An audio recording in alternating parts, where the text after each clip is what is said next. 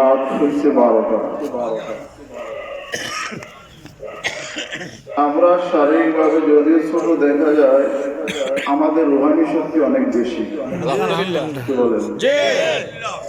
আমাদের রুহানি শক্তি অনেক বেশি। মায়ের রমজান মুবারক আসতেছে। সারাদিন উপবাস থাকলেও মুমিনের ঈমানি জজবার কারণে রুহানি শক্তিতে বলিয়ান হলে তার দৈহিক শক্তি যাই থাকুক না কেন, ঈমানি বলটা তার বেশি থাকার কারণে একজন রোজাদার রোজা রাখার পরে ইফতার গ্রহণ করার পরে তার চেহারার মধ্যে নূরের আলো ঝকমক করে। কিন্তু রোজাদারের মান নিয়ে যদি কেউ থাকে, তার চেহারাটা মলিন থাকে। কারণ কি? কোন ওয়ারেন্টের আসামি যদি থাকে, আইন শৃঙ্খলা রক্ষাকারী বাহিনীর কোন লোক যদি অন্য গ্রামও প্রবেশ করে, অন্য পথেও প্রবেশ করে, ওয়ারেন্টের আসামি মনে করে তারে ধরতে আসে। কথা বলেন, তারে ধরতে আসে।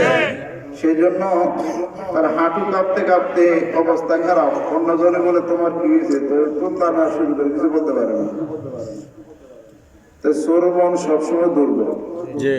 যে রোজা রাখলো না, ঘরে মহিলারা পাখি দিয়ে খাইতে আইলো, মহিলারা ভয়ে খাবার দেয় ঠিকই, কিন্তু সমাজে গেলে তার ভয় থাকে যে আমার কোন সময় লিক আউট হয়ে গেলে বেরোজগার করে দুনা দেয়। কথা বলেন না? সেই জন্য তার চেহারা মলিন থাকে।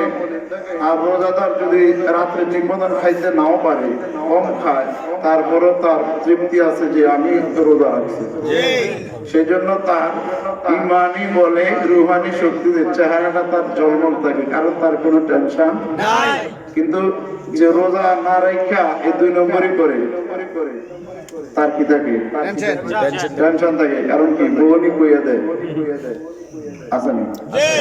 তাহলে আমাদেরকে বোঝাতে হবে। কথাটা বললাম এই জন্য, এতগুলা মানুষ কালাম